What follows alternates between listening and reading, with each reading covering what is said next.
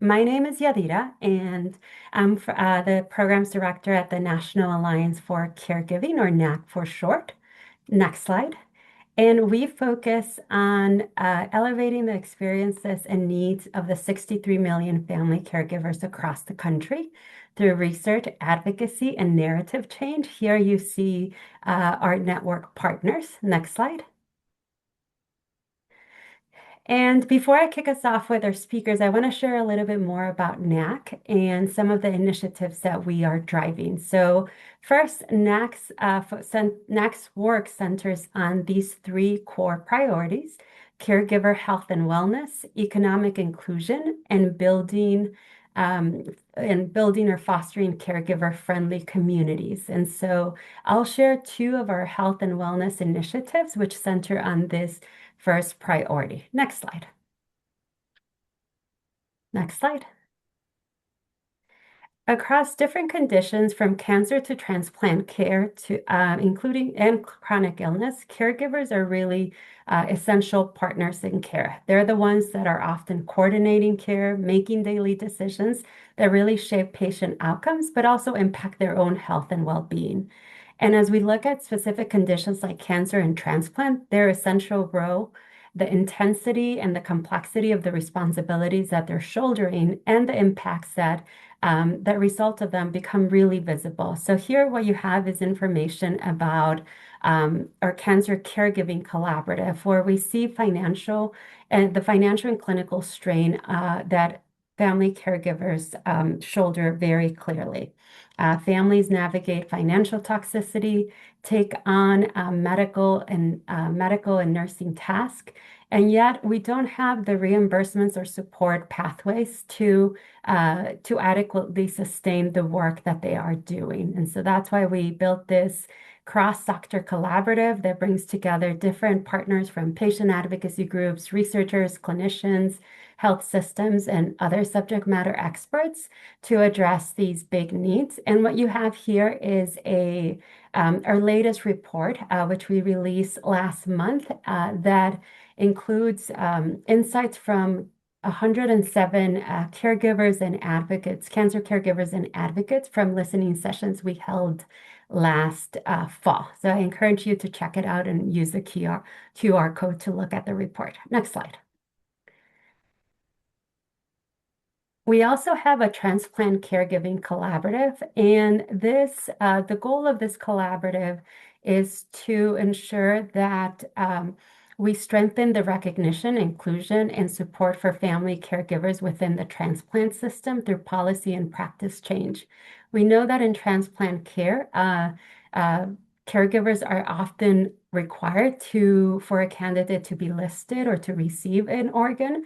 And so caregivers are really important before, during, and post-transplant, but their experiences and needs have received very little attention. So here you have a report and our QR code, which looks at a survey that we did with transplant centers across the country in terms of their policies and practices of caregiver support programs. Next slide. I'm going to shift gears a little bit and share some of our caregiving in the US data. And so, as I mentioned, family caregivers are really expected to manage a lot of tasks for their family members and their care recipients. And we know that this intensity is the norm, not the exception. Here you see some statistics about how many caregivers are monitoring the severity of their recipient's health condition, how many of them are helping with activities such as feeding, bathing, and medical and nursing tasks, and how only a fraction of them are receiving any training in order to be able to do these tasks confidently or efficiently. And what we have here is that almost 6 in 10 caregivers say, I am in an intense caregiving situation. Next slide.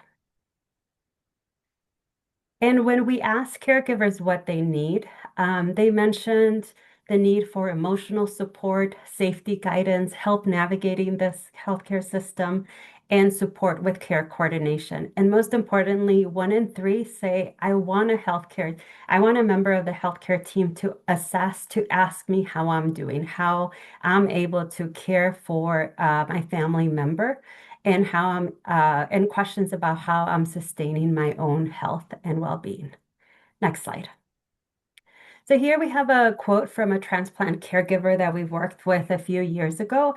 And this quote really captures what so many of the caregivers feel. I want to make the right decision, but the information is not there. And caregivers really wanting to step up for their family, but again, needing resources, needing educational resources, supports, etc., so that they can do this well and wanting clarity, communication, and a partnership from our healthcare system and healthcare providers. What we hear is too often that caregivers have to push for it. This is not done by design, but acquired through a lot of advocacy. And despite these many challenges, we know that half of the caregivers find it really meaningful and find a purpose in their role.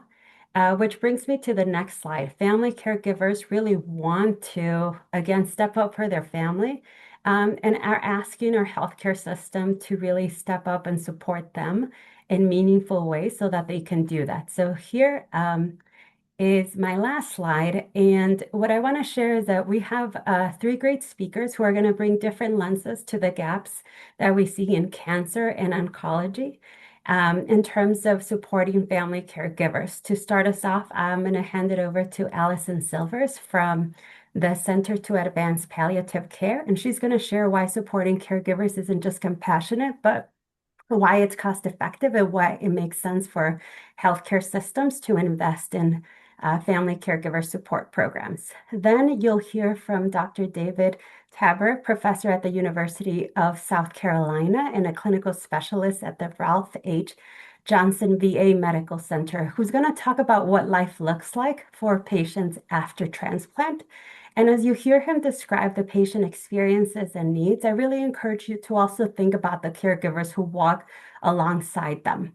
And last, you'll hear from Dr. Ranak Trivedi, who will highlight the barriers that still prevent us from fully integrating and supporting family caregivers, as well as some of the innovative work that she's leading with cancer caregivers. So with that, I'm going to turn it over to you, Allison. Great. Thank you so much, Yadira. Next slide, please. And what I'm going to walk you through is some research that CAPSI did, which really shows how supporting caregivers, particularly that stress and those emotional needs that Yadira mentions, makes good sense for hospitals and also other healthcare organizations. Next slide, please. So one of the most consistent findings that you're going to find in the published literature is that caregiver distress leads to poor patient outcomes. And there's all sorts of studies on emotional distress, physical strain. Caregiving in America 2025 has some stats on both of those. Really has an impact on the patient and their healthcare experience and spending. And especially what happens is that those outcomes reflect poorly on the provider, on the hospital that's delivering care, on the medical group, particularly under value-based payment. For example, mortality. Mortality statistics is one of the key drivers of Medicare stars, which are publicly reported and which also drive payment contract negotiations. So the higher the stars, the more likely a hospital is to get an appropriate payment level for their services. And if you look at the right-hand chart, one study found that spousal fatigue, holding everything else constant, costs an additional $3,300 per patient. So payers are really looking for the organizations that are going to help them to save that money. Next slide, please. So what we did is we did a comprehensive literature review looking for interventions that healthcare organizations have implemented to improve the caregiver experience. And when we did the research, we finished it up late last year, we found 11 articles that met our criteria. And what was interesting about this, it's very compelling that every study was aiming to improve quality of life or psychosocial status of the caregiver. But 9 of those interventions actually had payment benefits, statistically significant payment benefits, lower unnecessary utilization. And 7 of those also had benefits directly for patients. So really, if you look at the literature, there's 6 studies that show benefits to all 3 of these parties. Really, it's a win-win-win. And I that's just the background. So next slide, please. We also did a financial pro forma on a hospital-based psychosocial caregiver support program. We use the American Cancer Society's Developing Caregiver Clinical Services Toolkit. And that helped us figure out the staffing costs and the visit revenue from a psychological support program. I could, if you ask in the Q&A, I can go into more detail, but we use national salary averages, national payer mix, national payment rates as a percent of Medicare. And as you can see, it really basically breaks even. In this analysis, the hospital would be losing about $5,800 a year. I will say to achieve this, it's very important that the caregiver become a patient of the hospital, has their own medical record and things like that. Next slide, please. Ah, there we go. Sorry, I forgot about the animation. So if you're looking at it from a business sense, you could operate the program essentially at break even. And in return for operating the program at essentially break even, you wind up with a lot of benefits. The perception of the caregiver and the patient is positively influenced. You've probably seen the statistics that if somebody has a bad experience, they tell 10 people. And if somebody had a good experience, they tell 3 people. So what you really want to do is by supporting the caregiver, you're creating that appreciation for your organization, and that therefore results in positive word of mouth. You can also make hay with providing caregiver support services. It's a great public relations opportunity. Memorial Sloan Kettering Cancer Center in New York did just that, and they had very positive results from their advertising campaign. It opens up brand new opportunities for philanthropy and grants. There are new funders who are supporting caregivers that wouldn't normally be in the business of supporting healthcare organizations. And don't forget, most hospitals have grateful patient giving programs. Well, now you can have grateful patient and grateful caregiver giving programs. And as I said before, by doing all this, not only are you reaping all these benefits from a reputation perspective, but it has real impact on patient outcomes. And that results in performance bonuses and better negotiating opportunities. Next slide, please.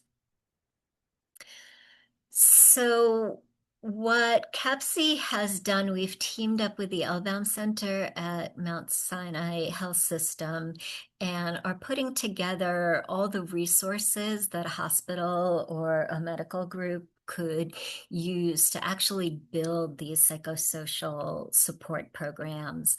On the left, you'll see our case for caregiver support, which goes into much more detail on the business case for doing this. And on the right, you'll see all the pieces of a toolkit which can take somebody from A to Z in building and operating the program. So now I'd like to turn it over to David Tabor.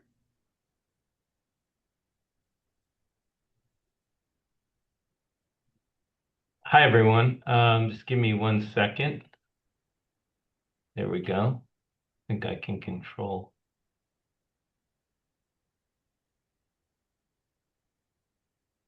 Great. So my name is Dave Tabor. I am a transplant pharmacist and health services researcher. I've been working in the field of transplant for over 25 years, and I led a survey that I'm going to present the data on here in a minute. And this is a patient level survey, but it did include caregivers. And the implications, I think, are profound both for our society, but also for patients and, in particular, caregivers, because we know how important the caregivers are in helping transplant recipients through their post-transplant journey. So, as many on the call know, organ transplantation is really a miracle of modern medicine, and it is truly the gold standard of treating end organ disease across all end organ types: liver, heart, lung, kidney, and pancreas. However, unfortunately, transplant patients continue to die at higher rates, upwards of eightfold higher than age-matched persons in the general U.S. population. And I think surprisingly, almost half of transplant recipients remain chronically disabled after transplant, receiving disability benefits through Medicare, Social Security. So transplantation is a treatment, not a cure for end organ failure. And so, from a caregiver's perspective, transplant care is never fully managed by the recipient alone. As a matter of fact, most transplant centers will not even consider a candidate without good caregiver support. And often these are family caregivers who frequently assist with the complex immunosuppressant regimens, monitoring and reporting symptoms and side effects, coordinating follow-up visits and laboratory testing, or supporting recovery during episodes of infections and other complications such as rejections. So the goal of this survey was it was a survey endorsed by the American Society of Transplantation, the largest professional organization for transplant in the North America, and it was really aimed at assessing a transplant recipient's perspectives on the immunosuppressant therapies that they take and what their current unmet needs are. And again, today's presentation will focus these findings and discuss how these can be applied and impact caregivers. So this was an IRB web-based survey of pediatric and adult organ transplant recipients. Of note, all the pediatric patients, due to IRB requirements, were filled out by their actual guardians or caregivers. And we recruited directly or through transplant professionals.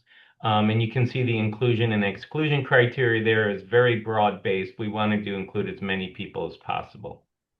So here's how the survey was developed over time, and I'm not going to go through this in any detail, but it was a pretty prolonged process, including about 18 months of development, followed by about 14 to 16 months of dissemination, and then 6 to 12 months of analysis, and we're currently on the dissemination phase.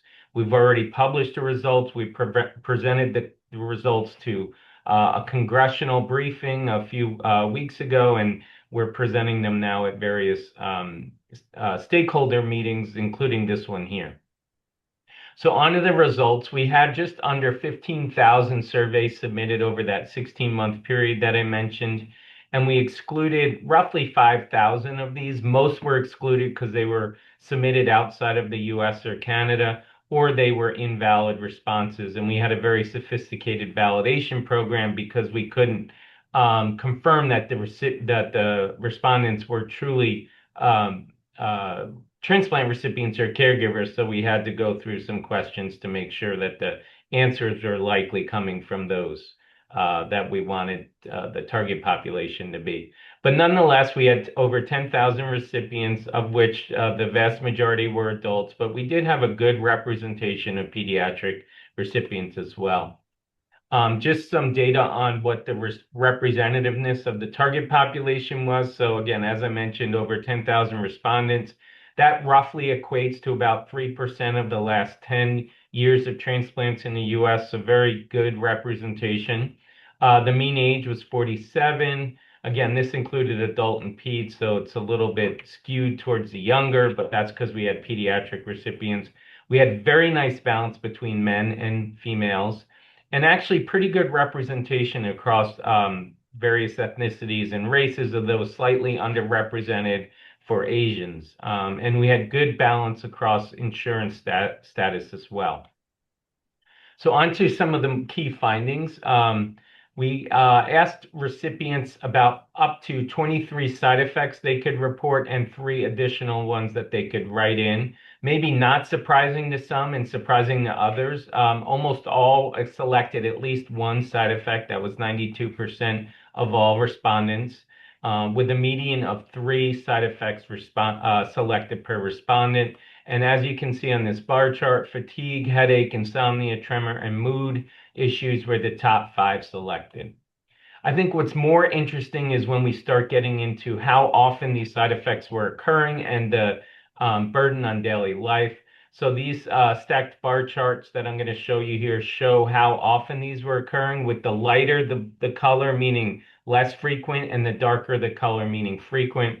And as you can see, for for the majority of side effects, they were occurring often to always. And then when you talk about how they were impacting daily life, again, for the majority, they were impacting moderately to a great deal.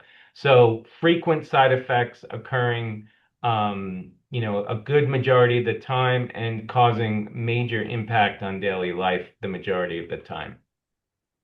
I think this slide to me is the most telling. So even though we asked about 23 specific side effects, recipients could write in up to 3 additional ones, and we had a lot of write-in side effects, over 1,100 write-in, and these side effects were profound. So things like cancers, kidney disease, brain fog, memory, diabetes, high blood pressure, and infections were common and debilitating side effects.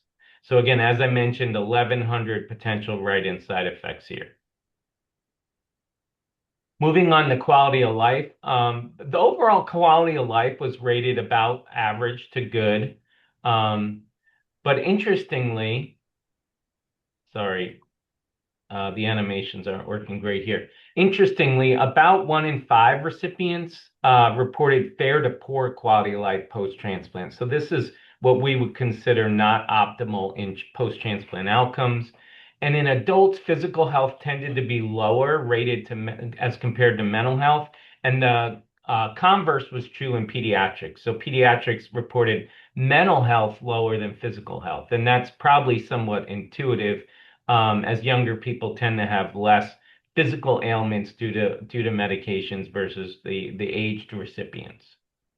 Jumping into treatment burden, we asked a prolonged list of questions on treatment burden. And I think this data is really relevant to caregivers, because these are things that caregivers really help with, like scheduling appointments, monitoring health, feeling dependent on others, vacation and interference with travel and work. But I want to point out one interesting fact, and that was that we asked about concerns about the transplant losing function, about rejection, developing infection, and cancer. And these were the most highly rated treatment burdens. So thinking back thinking through this as a caregiver, anxiety and mental health issues are something we really have to stay attuned to in our transplant recipients, because there is a lot of concern and anxiety about things such as these listed here. So what do these findings mean to families and caregivers? I think I covered some of this as I was going through. But it's important to realize that most of our transplant recipients are going to experience medication side effects. These regimens are incredibly effective at preventing rejection, but they have a lot of toxicities. And these are toxicities that sometimes the caregivers are the ones that are most um, attuned to, even more so than the recipients themselves, particularly things like tremors and mood changes. So it's important to help monitor these and report them back to your transplant professionals so we can help potentially adjust the medications or try different agents that may have different side effect burdens. And then also remember, as most probably realize, that treatment burden becomes a shared responsibility post-transplant. There's a lot put on the caregiver's shoulders in terms of helping manage things like the complex medication regimens, all the dose titrations that occur, all the frequent lab visits and monitoring, and also the visits to the clinic. So these have huge implications for caregivers, and I don't think we do a good enough job in transplant understanding this or providing support to caregivers. So just to summarize data regarding this survey, as I mentioned, medication side effects are substantial. Infections and cancers were rated as more concerning compared to graft loss and rejection. So those are things we always have to think about in our post-transplant recipients. And the findings really support what we are working towards, which is trying to get better drugs approved through the FDA with Congress's support that are really not so much focused on improving or reducing rejection, because we've done well there, but more so on trying to reduce the burdens to our patients and to our caregivers. So I'll wrap up there, and I just want to thank everyone who was involved in this survey. It really did take a large community, including my investigator team, collaborations with various transplant organizations, as well as advisory groups. And I'll turn it over to the next speaker and happy to take any questions at the end. Thanks.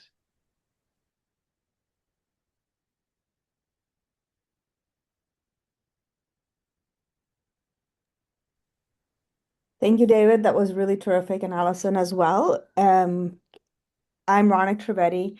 I'm an associate professor at Stanford. I'm a clinical health psychologist, as well as I have a leadership role at our Stanford Center for Asian Health Research and Education.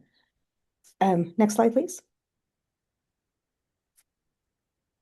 And I have no financial conflicts of interest to disclose. Next slide, please. So I always like to tell people what up top they're going to be hearing about, because we're all on Zoom, we're all multitasking, we're writing grocery lists, and we're all caregiving. If you saw me a little distracted earlier, I was texting my father, who was visiting me and who has mild to moderate dementia and couldn't find a spoon in our kitchen. So I just want to highlight the key takeaways you're going to hear about from my presentation.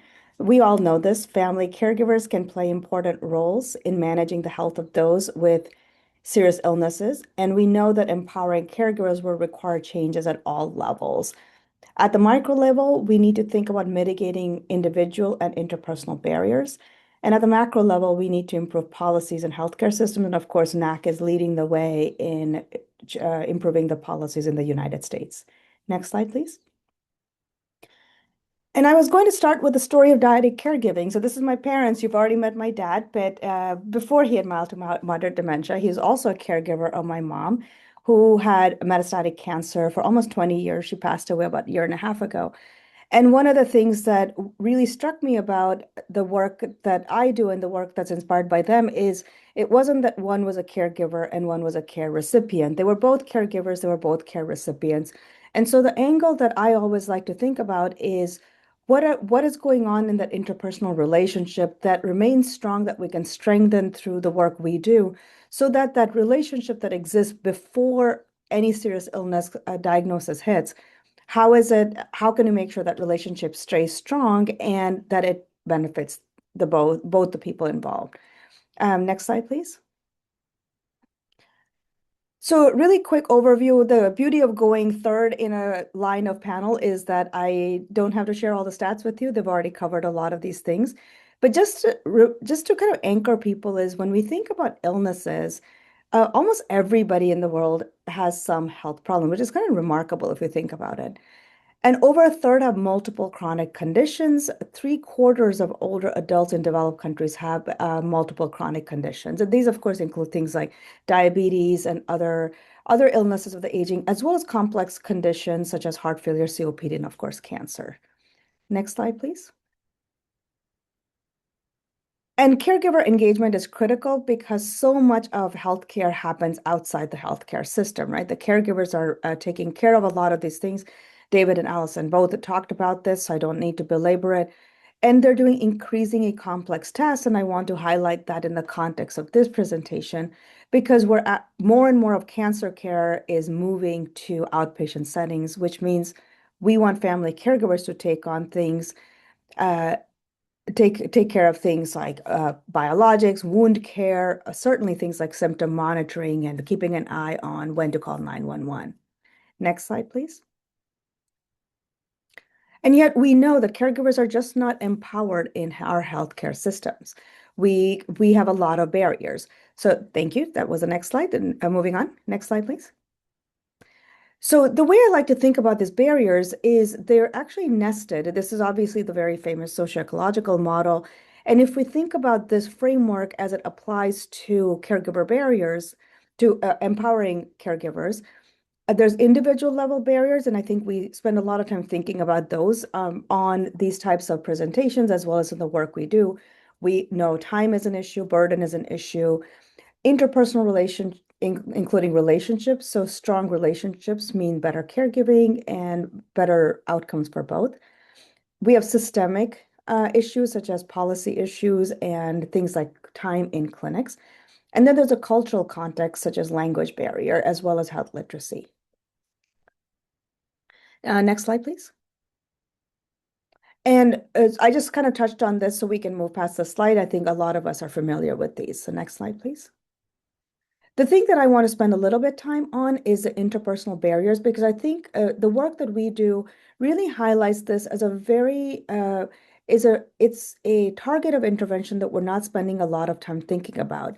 We are spending a lot of time thinking about supporting caregivers individually, but caregivers also exist in their larger social milieu. And some of the issues that we study in the work we do is patient-caregiver communication and collaboration, as well as the connection between the clinical teams as well as caregivers. And then more and more, we are understanding that multiple caregivers, when they play a role, how do they coordinate amongst themselves when there's multiple caregivers to ensure strong patient outcomes? Next slide, please. So this is just a snapshot of a lot of the work we've done in this in the dyadic world. Most of our work is patient caregiver work. And what basically across multiple mixed method studies, we have found that communication, collaboration, the relationship quality, and reciprocity between the patient and caregiver are really critical, not just to their coping, but also to how well they can manage the variety of health conditions at home. And that includes things like symptom monitoring, making sure people are adherent to the medical recommendations, as well as understanding when an exacerbation requires medical intervention. Next slide, please. Click, please. Yeah. And so this is our dyadic health behavior change model that has been driving our work. On the far left are the individual factors of patients and caregivers that we know affect self-management, which is that sort of lavender box in the middle. But we also focus on the reciprocity between the patient and the caregiver, as well as I alluded to, the relationship, which is that orange box, which is a lot of where our work is focused on to understand how we can improve and strengthen the factors within that orange box so that we can improve outcomes for not only patients, but for caregivers as well, and the relationship. Next slide, please.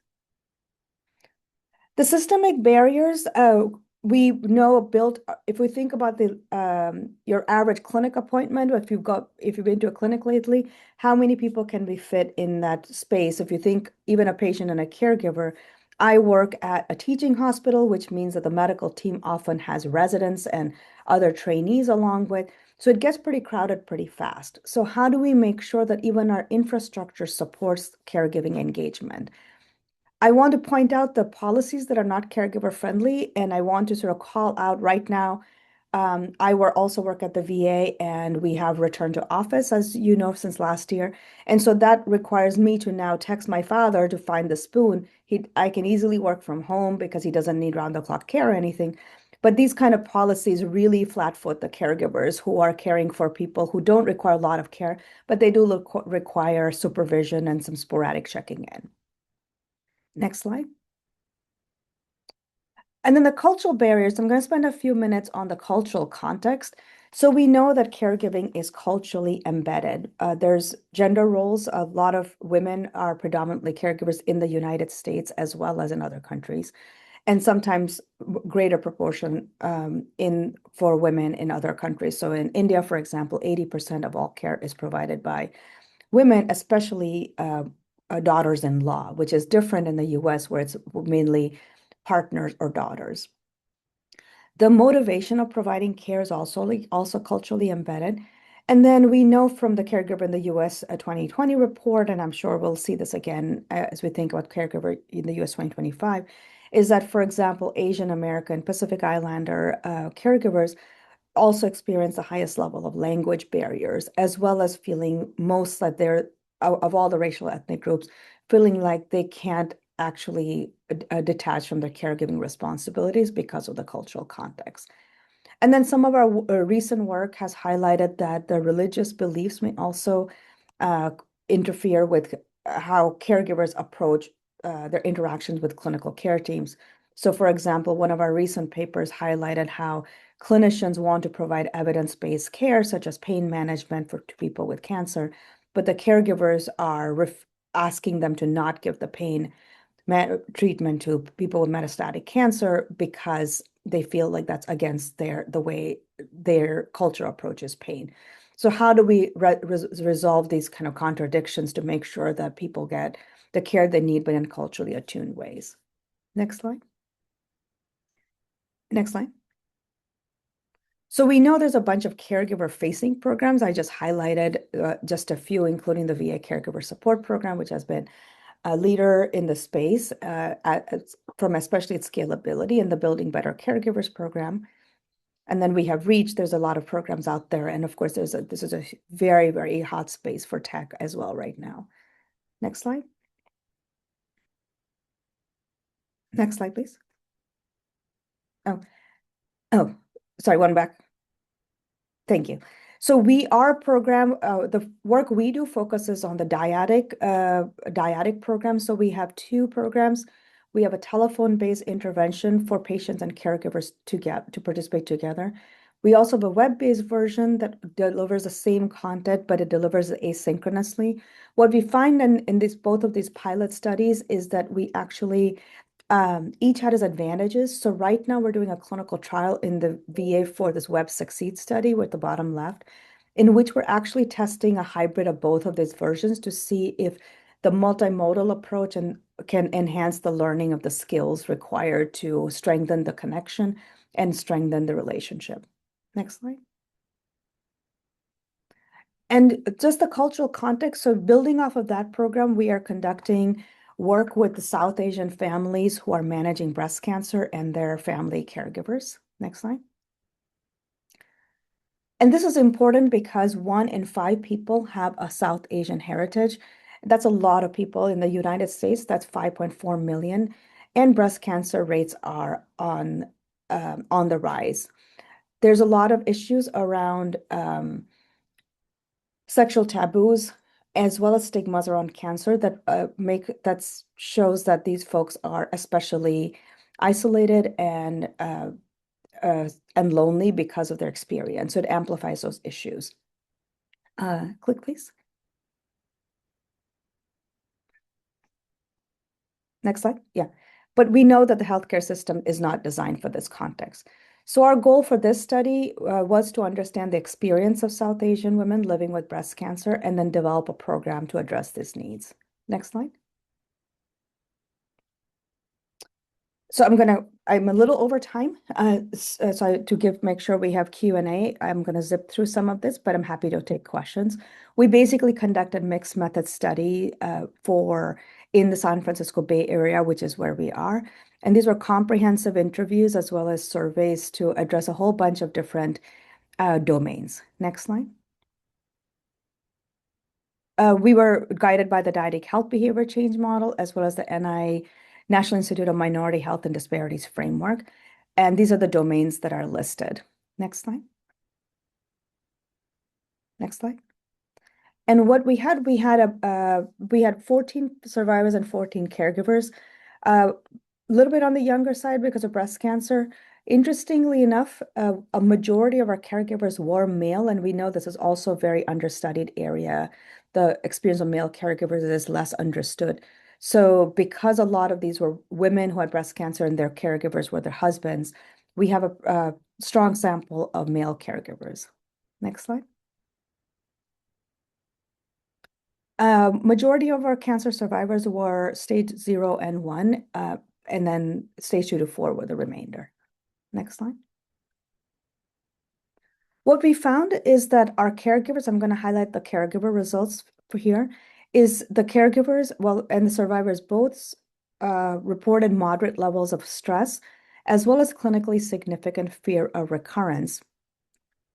They also reported distress managing these conditions, but not high on loneliness. Next slide. And yet what we found is that when we looked at the qualitative analysis, they certainly experienced the emotional distress. But if you see theme 3, they did report a lot of social isolation and loneliness, and especially a desire to connect with survivors and family caregivers from India. Majority of all of our sample happen to have an Indian heritage. Next slide. So I just want to highlight some quotations. So whoever's managing the slide, if you can just click through, because it'll animate. So here's people, I'll highlight just a couple of quotations, but they were really powerful. Oh, sorry.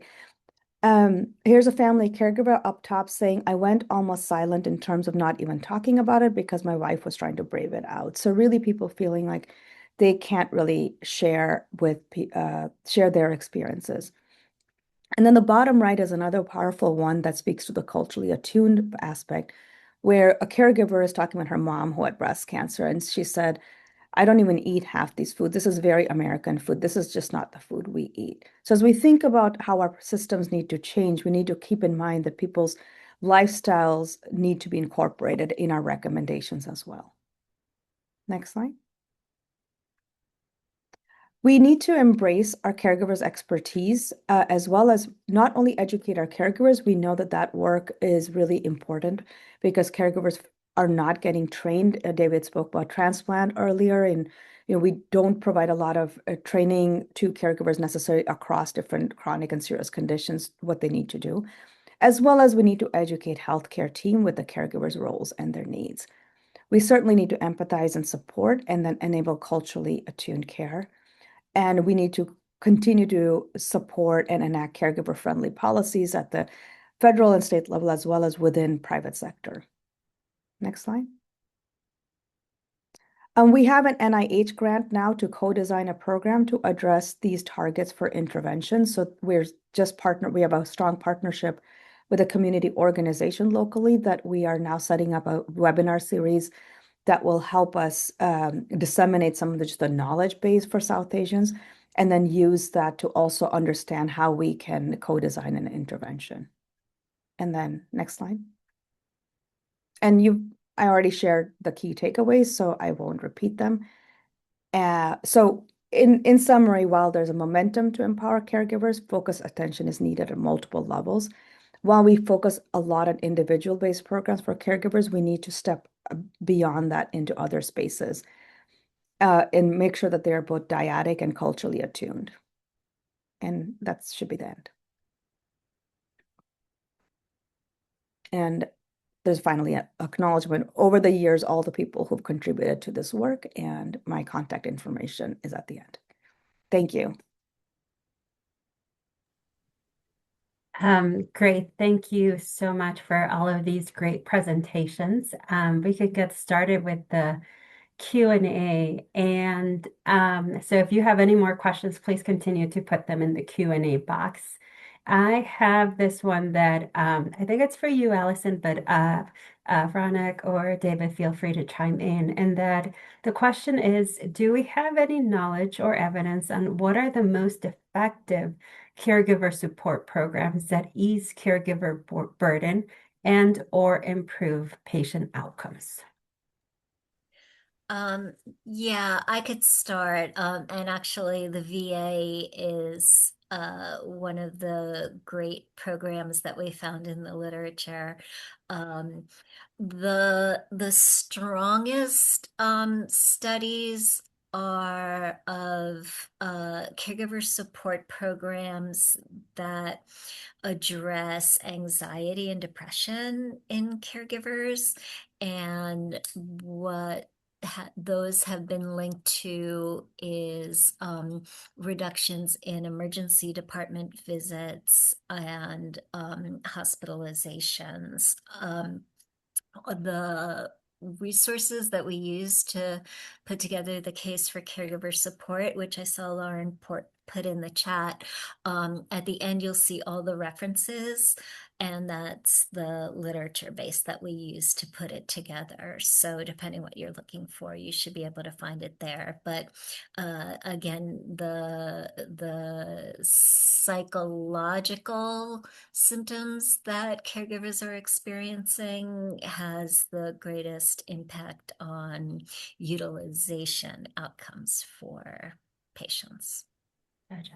Can I chime in, Yadira, as Of well? course, go for it. Yeah, and I agree with everything Allison said. I also want to just share that a lot of the most mature literature is in dementia, actually. So a lot of our inferences about what works comes from really nuanced work in the dementia world, where caregiver burden has been really studied. There's been terrific programs, especially the REACH and REACH VA programs that have been scaled up, and there have been multi-site trials. We offer REACH VA in the VA. So as we think about other populations, one of the things we always are tackling is how much of that can we just extrapolate into different clinical conditions versus when do we need to do further work. So it depends on, because dementia caregiving is very different because often the person who is receiving care is not able to participate in their own care in the same way that, for example, a cancer or a transplant patient might be able to cognitively. So that does change the dynamics of what may or may not work. Thank you so much for chiming in and talking about the caregiving, the differences across different caregiving conditions. And I would add also within different conditions, the severity of that disease and the prognosis also shapes the caregiver and patient experience. So thank you for that. Moving on, shifting gears a little bit, this next question is for you, David.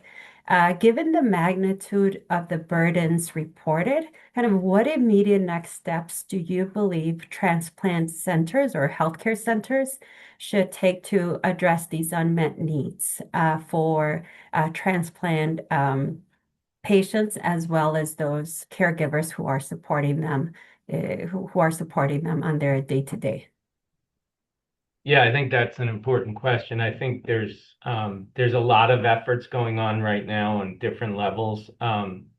So the biggest thing we're working on at a community level is trying to engage the FDA and Congress and the actually the pharmaceutical industry to understand that our therapies are 40 years old. We haven't had a new transplant drug since 2011. And then since that time, there's been several hundred cancer therapies approved and, dozens and dozens of drugs for autoimmune disease and such. So we're working to try and get new therapies to market and trying to reduce the very high bar that's been set for that. For the caregivers, I hate to say there hasn't been as much that I'm aware of. I think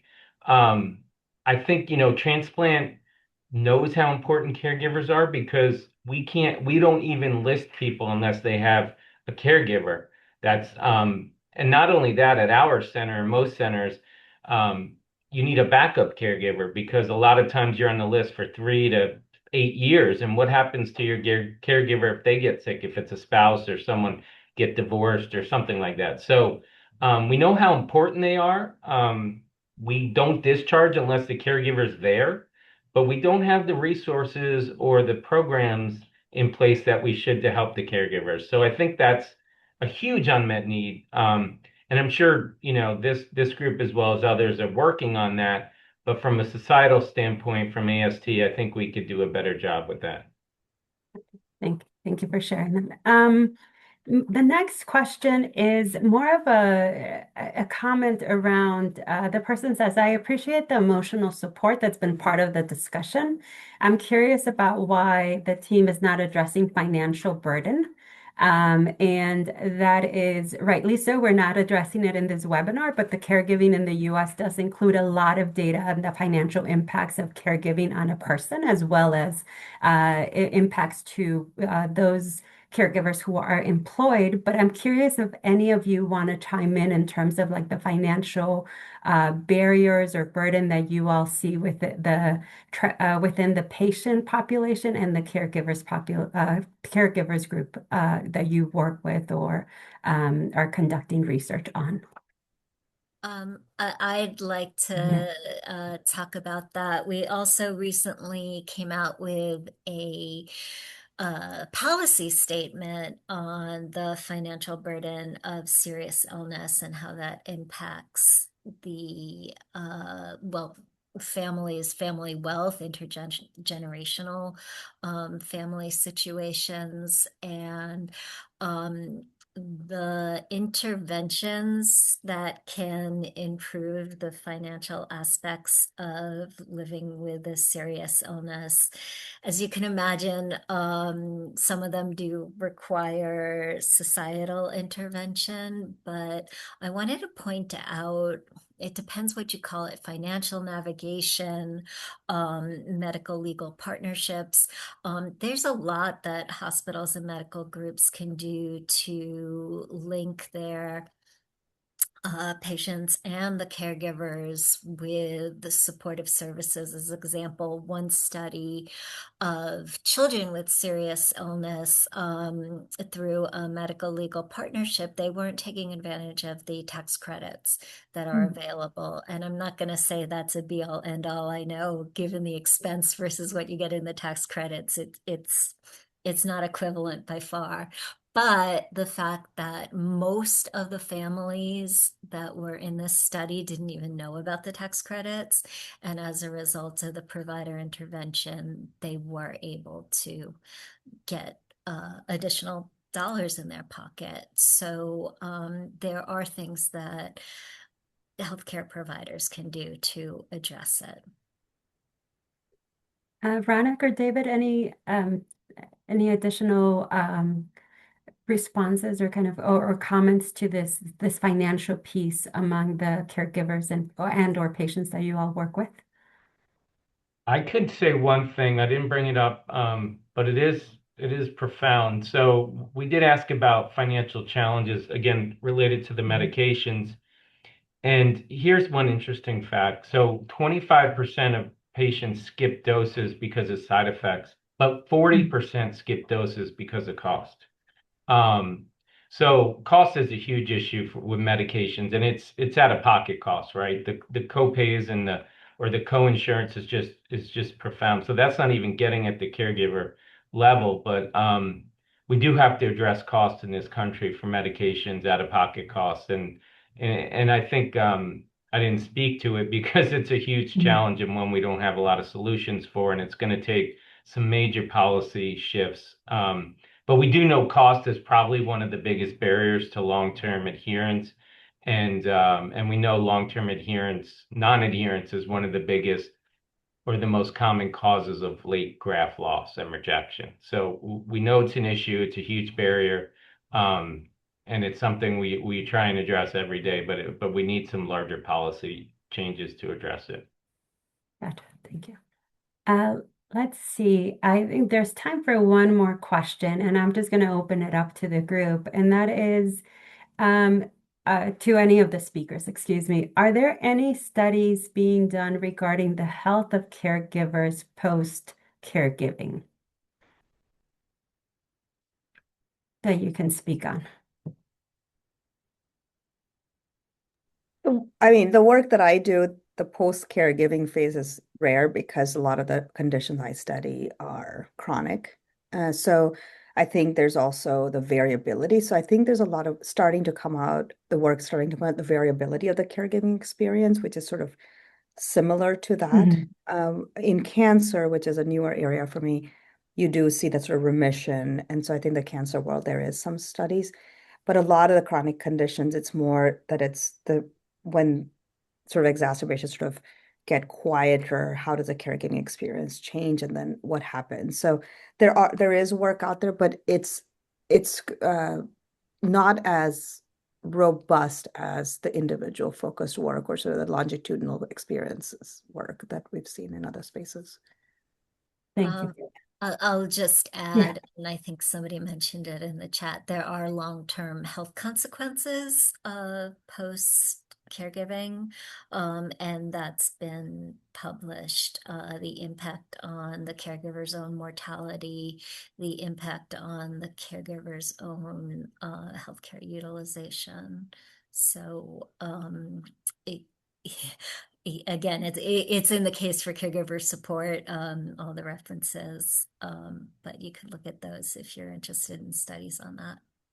Yeah, thank you so much. And with that, there's a lot more questions. So I recognize that we're not going to get through them, but I really encourage, we're going to send the recording as well as the resources that we've mentioned throughout the webinar to all webinar attendees. So please check them out, reshare them with your networks.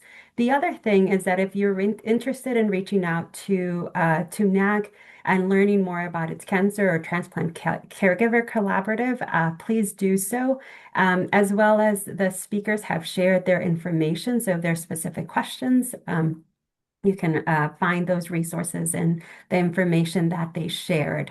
So thank you all so much for joining us today. We do have these peer learning webinars about every month or so. So be in the lookout for them. And lastly, I want to thank all of our funders who make this work possible, and all of our speakers. Thank you all so much.